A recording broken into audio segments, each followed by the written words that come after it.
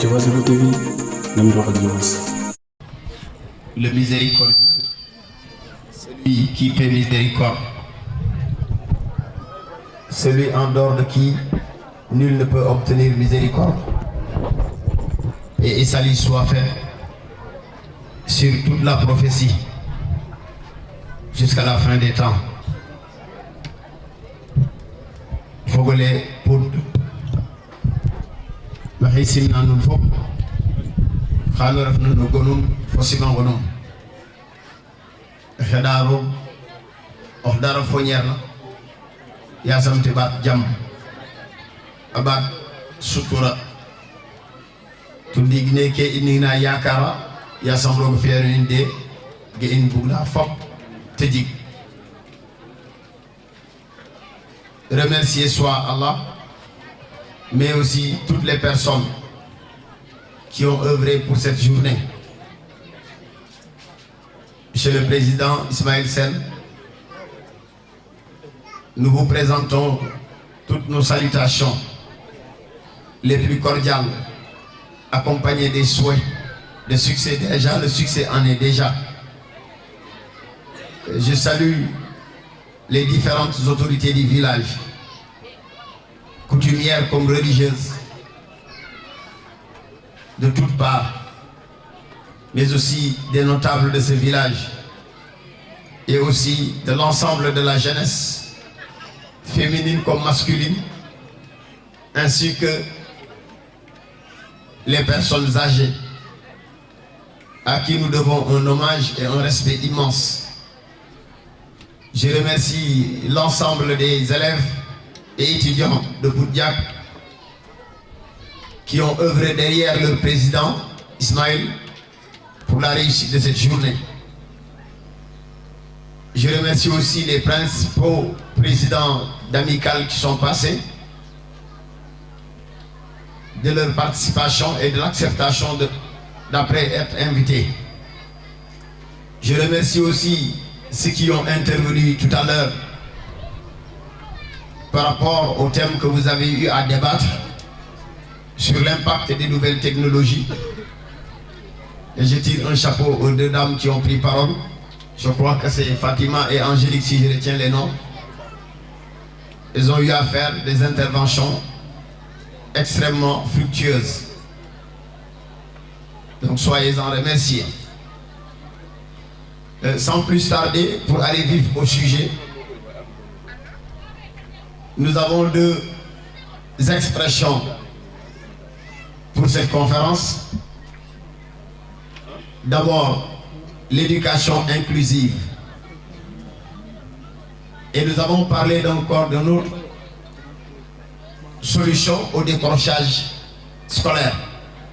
Donc on a comme l'impression, là on a un pilier comme solution et de l'autre côté on a un inconvénient, le décrochage scolaire des élèves. L'éducation inclusive, contrairement à celle exclusive que nous adoptons actuellement. Donc le système de l'enseignement sénégalais, tout pédagogue sait que c'est un système qu'il faudra réformer de fond en comble.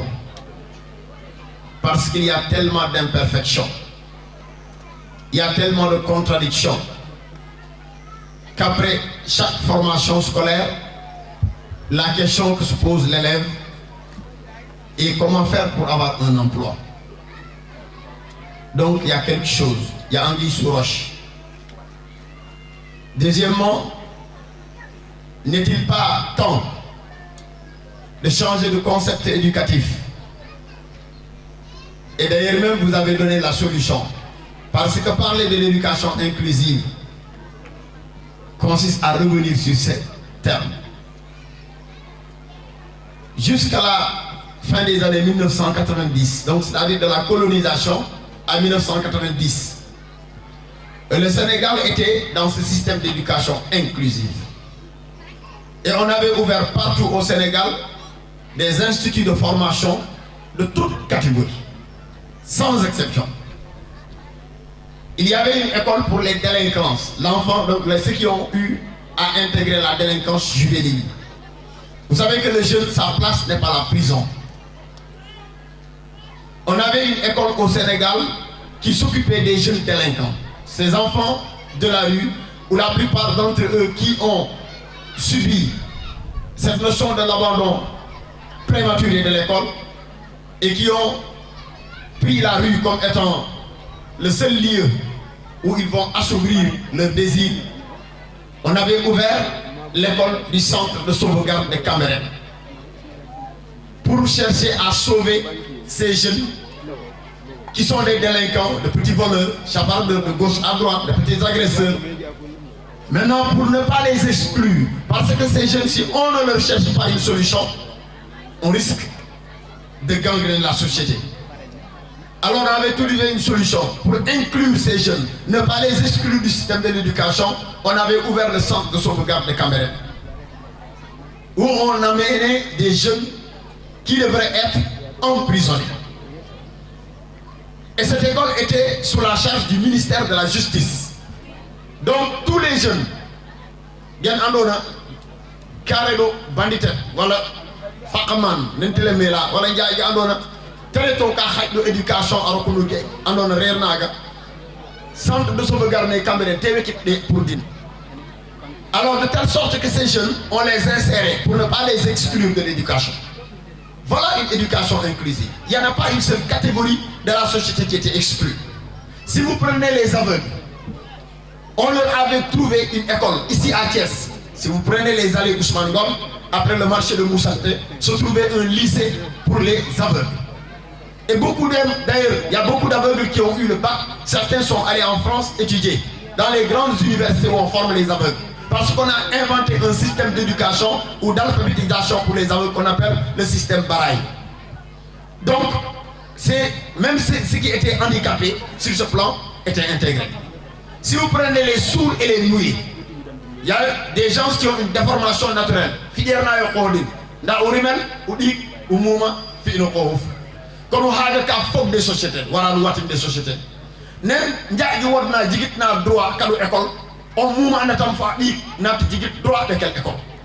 Parce que le système d'éducation alphabétisation ref de jigande. Comme centre andona pour les sourds et les muets et le centre verbotonal de Colobane. On avait ouvert là-bas encore un lycée pour ceux qui ont des problèmes d'écoute et un problème de parole. Le centre verbotonal de Colobane. Les paralytiques, les handicapés moteurs, on leur avait ouvert une école encore. C'était le centre Talibou Dabo de Grand Yoff. Donc c'est pour te dire que tout s'est dégénéré entre les mains de nous, Africains. Mais les Occidentaux, en quittant l'Afrique, avaient laissé assez de centres d'éducation pour chaque catégorie de la société. Donc qui a exclu tous ces gens-là? C'est nous-mêmes. Le malheur des Africains, ce sont les Africains. Mais l'Occident a tout fourni à l'Afrique avant de partir. Donc les Touaregs avaient pris le temps de construire tous ces centres. Parce que je vous le dis, en matière de respect des droits de l'homme, personne n'égale l'Occident. Doit lui devoir une fois pour respecter nous qui. Car Tcholo qui tire. De telle sorte que, on a fait Mouana, on a fait la faïna, on a dit, on a dit, on a dit, catégorie andona, même il y a éduqué là et tam, on a droit éduquer. Parce que personne n'est désirable ou n'a désiré naître avec un handicap. Donc si nous naissons avec un handicap, c'est que c'est le désir de la nature ou bien donc la destinée, comme le disait Saint Augustin. Alors quand la destinée atteint la personne, nous devons inclure tout le monde. Donc dans le système de l'éducation, il ne doit pas avoir de personnes exclues. Tout le monde devrait participer au système de l'éducation. Et si vous regardez, on a ciblé une catégorie sociale. Et cette catégorie sociale n'a rien à voir avec ce qui se doit être de nos jours. Parce qu'on pense que l'éducation est tout simplement préservée aux personnes bien portantes. Maintenant, et les autres, même s'ils représentent un minimum ou bien un pourcentage éphémère, petit par rapport à la population active, ce sont des personnes. Donc on leur doit un respect. Donc l'éducation ne doit exclure personne. Et si vous regardez sur les personnes bien portantes, tous ceux qui fréquentent l'école, à la fin des études, le seul problème qui se pose, c'est le débouché. Vous l'avez dit tout à l'heure, les marches. l'offre de l'emploi ici au Sénégal n'existe même pas. Que ça soit sur le plan public comme sur le plan privé. Donc peut-être le privé au moins est en train de marcher clopin. Mais le système public est un système presque réservé au corps paramilitaire. Sinon, le corps enseignant. Ce sont les deux systèmes qui recrutent le plus. Et ces systèmes-là, on a comme l'impression, surtout le corps enseignant. C'est le système le plus négligé, le plus marginalisé du Sénégal. Et pourtant, on ne peut pas développer une nation sans passer par l'éducation. Quelle que soit la personne qui a une responsabilité par rapport à la République ou par rapport aux administrations ou à l'autorité, il faut fréquenter d'abord l'école. Et on a comme l'impression, l'école est aujourd'hui le parent pauvre. Et ça déjà c'est un défaut. De telle sorte que les gens ont de sérieux problèmes. Alors le problème pousse certains à décrocher tout. Et ce qui est déplorable, dans notre école actuelle, nous ne prenons plus référence à ce qu'on doit prendre référence. Aujourd'hui, pour encourager les jeunes à rester dans l'éducation, si vous prenez par exemple la plupart des personnes qui ont eu à réussir dans la vie, on vous dira au Sénégal, Djangamayoul Dara, Sénégal de Koudorla. Là, il y en a déjà une expression, ça c'est une expression extrêmement négative. De telle sorte que, même si vous devrez étudier, avoir vos diplômes et chômer, c'est préférable que de ne pas étudier et de ne rien avoir. Parce que demain, c'est sûr et certain, lorsque la nation cherchera des personnes qui doivent prendre charge, c'est sûr et certain, tout système change. Et un jour arrivera, il se peut peut-être que nous tombions donc sur la chance d'avoir quelqu'un qui a au moins la conscience de l'éducation. Et là maintenant, ceux qui auront eu à engranger des diplômes, ce sont ces personnes-là en qui nous devons par exemple donner la chance de passer et de réussir. Donc qu'est-ce qu'il faut?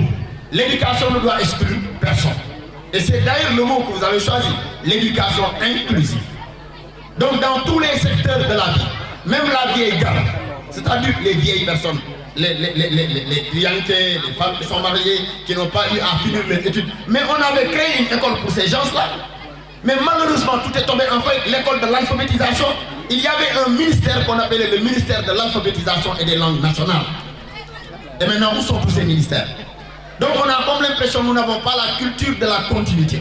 Il y a tout le temps cette rupture que nous avons. On sait innover, mais notre problème c'est de maintenir l'innovation.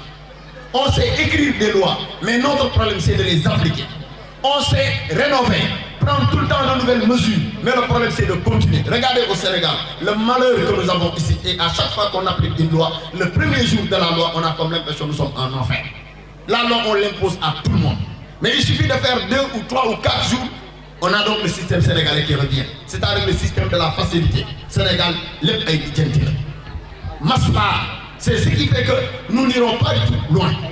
Alors l'éducation, il est temps de revenir sur la notion d'inclusivité de l'éducation. Et je vous le dis, franchement, votre thème est un thème extrêmement bien important.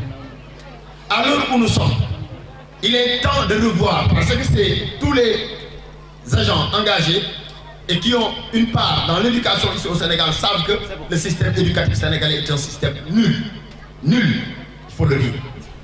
Donc si vous regardez aujourd'hui, tous les élèves, vous tous, vous en êtes tous conscients. À l'école déjà, le programme qu'on vous propose est un programme qui, après la fin des études, qui ne vous sert absolument rien. On vous apprend la Chine, le Japon, la LENA, l'Union européenne, les États-Unis, et vous n'avez absolument aucune connaissance de votre pays. Et pourtant, un système le plus fort que nous devons apprendre, c'est le système sénégalais. Apprendre à connaître notre pays, nos réalités, nos langues nationales, apprendre à connaître tout. Et il est temps donc de rénover. Si nous avons les hommes capables de réécrire l'éducation, c'est le moment plus que jamais de réécrire l'éducation et de réintégrer tout le monde dans le système éducatif. Et il est temps. Donc, ce qui est encore le plus déplorable, et que nous n'avons pas la culture du maintien. C'est ça le malheur du Sénégalais. Le malaise dont souffre l'éducation sénégalaise, c'est qu'on a eu la possibilité. Tous les centres là que je vous ai cités, aujourd'hui, ont tous fermé. Si vous prenez le centre de sauvegarde de Cambérène, maintenant, tous ces enfants délinquants, mais vous allez en prison, vous êtes écœurés. Vous y trouvez des gosses de 16 à 14 ans. Ce n'est pas leur place. La prison elle n'est pas une place où la dignité, elle n'est pas une place où la dignité se conserve. Quand vous entrez en prison, vous risquez de perdre votre dignité. Et un enfant de 14, 15 ans qu'on emprisonne, c'est extrêmement dangereux. On a ici une potentielle bombe pour la société de demain. Et le centre de sauvegarde de Cambérène, on l'avait élevé uniquement pour. C'est depuis la colonisation. Maintenant, pourquoi ne pas continuer ce travail que les Occidentaux nous ont laissé? Et on a tout laissé tomber en faillite. Aujourd'hui, le centre de sauvegarde de Cambérène n'est plus ouvert pour les délinquants, mais il est devenu un lycée pour les personnes bien portantes. Si vous prenez le centre Talibou Dabo, qui était un centre pour les handicapés, combien d'handicapés sont dans les rues en train de tendre la main? Et ce n'est pas de la dignité. Et pourtant, on aurait pu leur donner la chance de réussir dans leur vie. Parce que même s'ils ont l'handicap moteur, mais ils n'ont pas l'handicap intellectuel. C'est des gens qui sont capables de prendre les rênes. Je vous donne l'un des présidents, les meilleurs présidents que l'humanité n'ait jamais connu, était un handicapé, Franklin Delano Roosevelt. Et pourtant, Roosevelt, il dirigeait les États-Unis, le pays le plus puissant de la planète, à fauteuil roulant. Donc ce n'est pas une honte d'avoir un handicap et de ne pas fréquenter l'école. Et on leur avait donné la chance d'avoir un lycée qui pourrait former les handicapés moteurs, le centre Talibou Dabo. Allez-y à Grand, vous allez voir. Le centre a été partagé en deux. La moitié du centre est réservée pour un lycée de personnes bien portantes. Il n'y a qu'une petite portion qui a été achetée par une ONG bénévole qui est venue acheter et a imposé pour que les enfants quand même. Et on les sélectionne. Il y a peu d'enfants qui y sont. Combien d'handicapés il y en a au Sénégal? Est-ce que ces personnes-là, nous les excluons de la société? Est-ce que ce sont elles qui ont demandé à être handicapées? C'est la nature ou bien donc le destin qui a voulu qu'elles soient handicapées. Donc ces personnes ne devraient pas être exclues puisqu'elles peuvent servir demain notre société. Si vous regardez encore le centre des aveugles de Thiès, mais aujourd'hui je ne sais même pas ce qu'il est devenu un magasin, je ne sais pas quoi. Mais quand je dépasse ce centre, et que je pense combien d'aveugles il y a dans la rue et qui ont le droit à l'éducation comme tout le monde et qu'on les a exclus, ce sont des personnes qu'on devrait inclure dans le système éducatif pour qu'elles puissent au moins servir leur pays demain.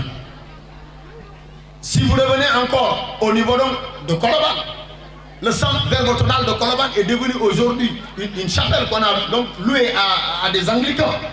Donc et pourtant c'était un centre qui servait les sourds et les muets. Donc, on a comme l'impression, cette notion de système inclusif, nous n'avons pas pris part de cela pour notre éducation. Deuxièmement, il y a les enfants du Tara qui sont là, qui eux aussi ont leur place dans le système éducatif. Aujourd'hui, l'enseignement coranique est complètement délaissé par l'État. On a comme l'impression que ces personnes ne sont pas considérées. Donc, il y a une exclusion par rapport à tout le monde. Il y a un favoritisme par rapport aux autres.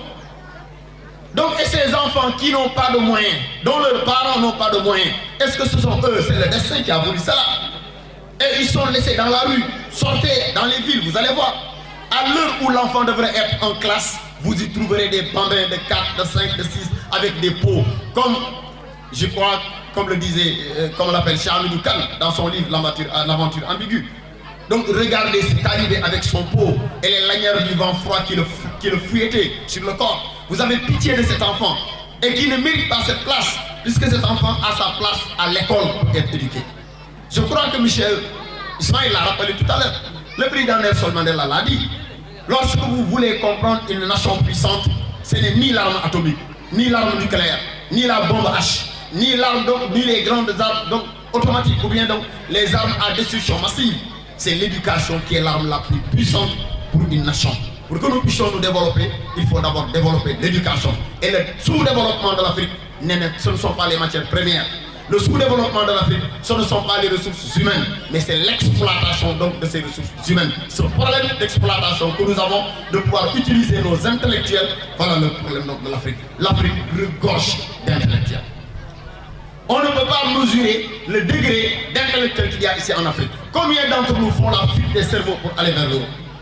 Pas mal de diplômés africains finissent par quitter l'Afrique, aller dans les pays européens. Il y a de cela 1 ou 2 mois. Donc un pays comme Djibouti était en train de recruter des enseignants sénégalais. Combien de Sénégalais se sont engagés pour partir et qui pouvaient servir donc leur pays? Parce qu'il y a un désengagement notoire des autorités politiques qui ne soutiennent pas du tout donc l'éducation. Là, il faut le noter. Donc, ce qui fait que parler de l'enseignement inclusif, c'est de ne laisser personne en rade. Tout le monde est concerné, surtout les femmes. Aujourd'hui, je vous le dis et je le plaide tout le temps. Les gens me traitent tout le temps de féministe. Ils me traitent de féministe. Je les ai dit, il est temps de changer le système de dirigeance mondiale. Laissons maintenant les femmes essayer. Laissons les femmes essayer, vous allez voir. Et je vous l'ai dit, les femmes, elles sont tellement engagées. Levez-vous à 4 h du matin. Partout, que ce soit dans les villages, dans les hameaux les plus éloignés, que ce soit dans les villes. Les premières personnes que vous rencontrez à l'aube sous le froid en train de grelotter, ce sont les femmes. Ce sont les femmes. Les hommes ne font que ronfler jusqu'à 11h, 10h, midi. Et les femmes se lèvent à l'aube. Et nos mamans, nous savons tous, elles ont toutes contribué à notre éducation. Ça n'aurait pas été nos mamans, nous n'en serons pas là. Et ça aussi, il faut qu'on inclue les femmes dans le système de l'éducation. Donc, et le prophète Mohammed disait que la meilleure école, Al-Madrasatou Oumi, l'école la plus grande, c'est la maman. Quand la maman est donc imbue de grandeur, c'est sûr et certain la chance sera. Je vous donne l'exemple de Socrate. Socrate était un fils unique d'une femme. Une femme tellement brave que cette dame, un jour, s'est levée vers 2 h du matin pour aller répondre à l'appel du roi. Lorsque la femme est partie, c'était la reine qui devrait accoucher d'un petit prince. Et la femme était sage-femme. Elle aidait les femmes à accoucher des bébés. La maman de Socrate aida la reine à accoucher le petit prince, si joli. Le roi, 6 heures, couvrit la femme d'or, de colliers, de bijoux et de tous les trésors qu'il fallait. La dame est revenue à la maison. Il a trouvé son fils Socrate était déjà debout. Elle attendait au seuil de la maison. Lorsque la dame descendit avec tous ses trésors, ces biens qu'on l'a donné, Socrate, étonné, à ses 12 ans, demanda à sa maman, d'où viens-tu, maman? La maman l'a dit, j'étais parti aider la reine à donner naissance au futur prince. Et le roi heureux m'a couvert de trésors. Socrate l'a demandé, donc dis donc maman, quel est ton métier? La maman l'a dit, je suis une maïe. Donc en grec, le mot maïa signifie sage-femme, ou celle qui aide les femmes à accoucher. Socrate très jeune l'a dit, maman, tu es mon idole. Maman, quand je grandirai, je veux devenir un maïe. Et la maman n'avait pas compris. La maman dit à Socrate, mais tu es un homme, tu ne dois pas faire ce métier. Il a dit, si maman, je ferai ce métier. Tu m'as inspiré. Lorsque je grandirai, je serai un maïe et j'inventerai une théorie qu'on appelle la maïétique, c'est-à-dire la théorie de l'accouchement des idées. Donc c'est pour vous dire combien de fois les femmes ont assisté à l'évolution de ce monde. Et je vous le dis, les hommes ont échoué dans tous les domaines. Il n'y a pas un seul politicien. Moi, le seul président qui m'inspire dans l'histoire, ils sont 2. Il y a le président Abraham Lincoln et le président Franklin Delano Roosevelt. À part eux, je n'ai pas encore vu un président homme qui est digne de ma reconnaissance en matière de diligence ou de gestion politique. Les femmes, il est temps qu'on leur donne. Je vous donne l'exemple d'Angela Merkel, qui vient juste de passer les rênes à Olaf Scholz. Je vous donne l'exemple de la dame de fer. Voyez, donc ce sont des dames qui ont démontré donc, la capacité. Donc ainsi de Ellen Johnson Sirleaf a dirigé le Libéria avec une main de fer pendant des années. Et lorsque le Libéria sortait tout juste de guerre civile, le Libéria était presque ravagé. Tout le monde a échoué. Et la dame a pris la responsabilité de relever le pays. Et elle a relevé le pays. Donc, Lady Dofra Diop, quand nous parlons de parité, quand même, on a eu 4 présidents hommes. Il est temps de donner la place aux femmes et de voir est-ce qu'elles peuvent faire quelque chose. Parce qu'elles ne sont pas indignes quand même. Ce que j'ai entendu ici, ces jeunes dames, Fatima, Angélique, qui ont eu à prendre la parole ici, m'inspirent déjà. C'était inadmissible, c'était impensable ici à Pau de voir une femme élever la voix devant les hommes. Et elles ont montré la tête debout, les cheveux dans le vent, qu'elles sont prêtes à engager donc les politiques de demain. Donc l'éducation inclusive aussi, il faut y inclure les femmes. Parce que l'éducation, ce n'est pas un secteur masculin ni féminin, mais l'éducation est un secteur polyforme qui doit être donc ouvert à tout le monde. Et les femmes ont tout le temps démontré. Nous avons eu de grandes écrivaines. Mariama Ba est là, l'auteur la plus lue au monde chez les femmes africaines.